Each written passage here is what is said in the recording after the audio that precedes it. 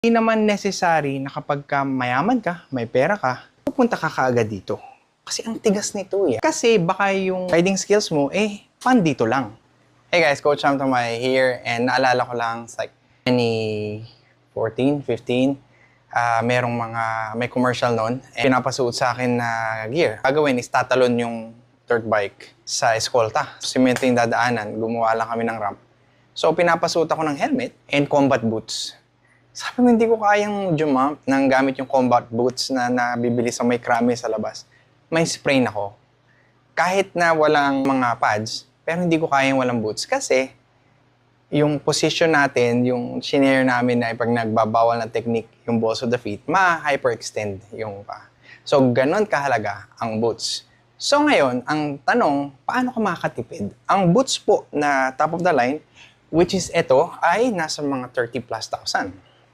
Pero alam niyo po ba, kahit na marami kang pera, kung ang iyong riding skills ay hindi naman yung tipong mabilis at tumatama kayo sa obstacle to the point na pag naka-balls of the feet kayo, ma-hyperextend kayo, hindi naman kailangan ito kasi ang tigas nito eh. Ang hirap maging precise sa preno at saka sa pagkambyo, di ba? Pag mabagal ka kasi, yung force ng, alam mo yon, inertia, gravity, velocity, eto lumalambot dahil sa pagmatuli ng rider. Pero kung ikaw ay mabagal, I suggest yung ganito lang, which is half of the price.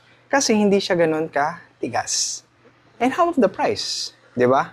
So kung ikaw, ang riding skills mo ay nagre-require ng speed at pag tumatama ka sa obstacle at you're on the balls of the feet, kailangan mong magpunta dito. Kasi meron siyang stopper, may hinge, may stopper.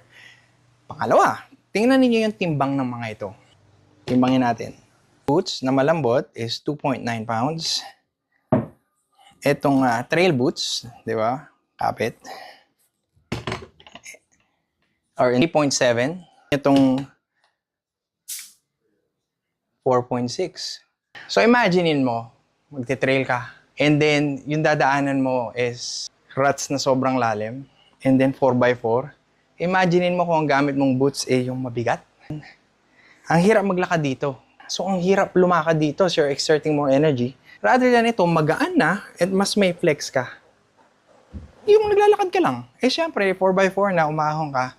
So, mas makakatipid ka ng lakas. At mas magaan siya. Di ba? So, hindi naman necessary